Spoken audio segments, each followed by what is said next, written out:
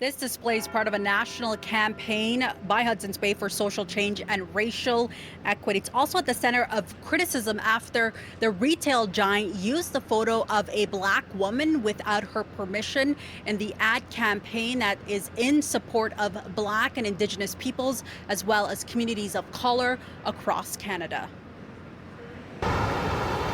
It was a friend who led Hadia Rodrigue to visit 2 Hudson's Bay locations in downtown Toronto on Monday, stunned to find photos of her on display as part of a national campaign there since June 25th without her knowledge. It felt very violating to have, what is the iconic picture of me, the one from the cover of my Globe article, Black on Bay Street, something that I associate with very positive memories now being co-opted without my knowledge to raise money for an organization that I don't want to raise money for. HBC's Charter for Change campaign solicits donations to, quote, support education, employment, and empowerment opportunities for Indigenous peoples, Black people, and people of color across the country. We need change in Canada. A number of notable Canadians are involved in the campaign, but Hadia says neither she or Luis Mora, her photographer, gave their consent to the retailer. That, to me, was deeply problematic and pretty ironic that they were, claiming to support Black empowerment, but yet using my image without doing basic checks. That was pretty disappointing. Hadia, who is a journalist and a consultant on equity, diversity, and inclusion, alerted a store manager and also took to social media blasting the retail giant, who responded with an apology.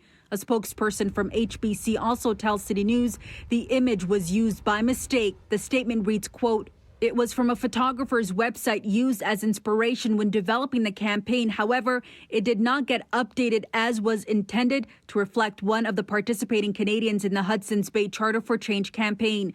We deeply regret the error and have reached out to Dr. Rodrigue to explain and correct." Still have a bunch of questions about that because I'm not sure how an internal inspiration document, how I then end up on the final ad copy. Usually there's a lot of checks and balances that have to go through that. Hadia, who is also a prominent lawyer, spoke with the company and is expected to have another conversation this evening. She says she feels lucky and privileged that she's in a position to address a wrong that needs to be corrected. This happens all the time to Black creators. Black creators' words, art, images, thought leadership, writing is co-opted by others and used by others, often without their consent. And no matter what circumstances happens in, it's not okay.